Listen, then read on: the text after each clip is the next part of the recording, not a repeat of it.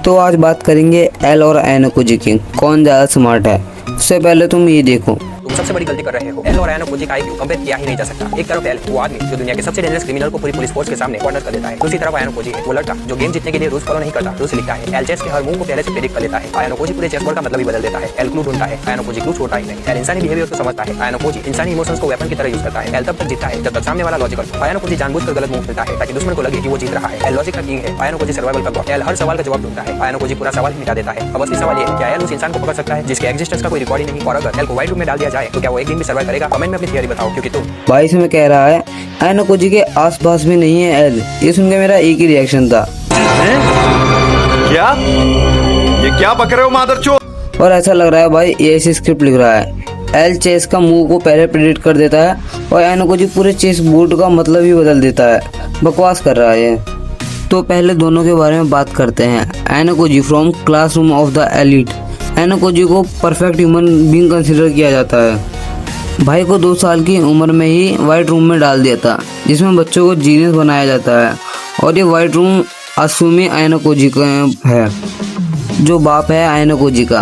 आयनोकोजी born genius है।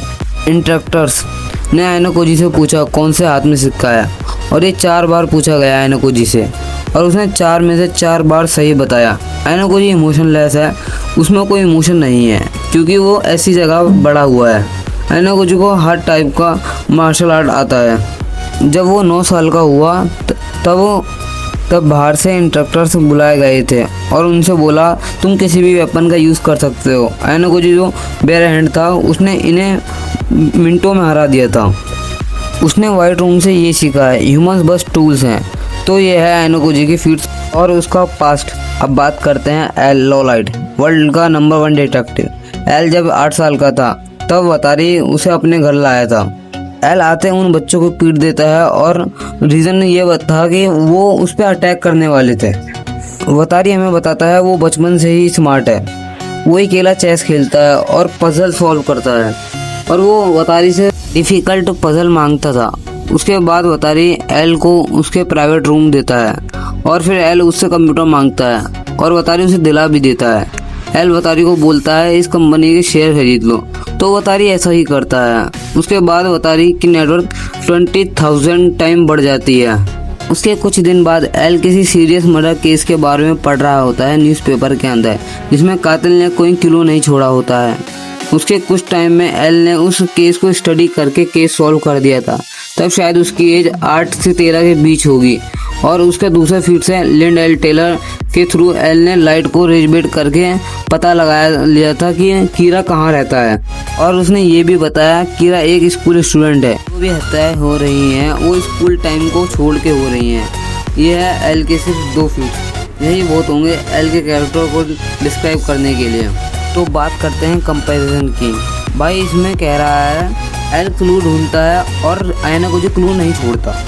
L का पहला केस में ही एक बंदा ऐसा ही था जो क्लू नहीं छोड़ता था। उसे एल ने 8 साल की उम्र में ही पकड़ लिया था। और भाई की दूसरी बात, अगर एल को वाइट रूम में डाल दिया जाए तो क्या होगा, वो सर्वाइव करेगा?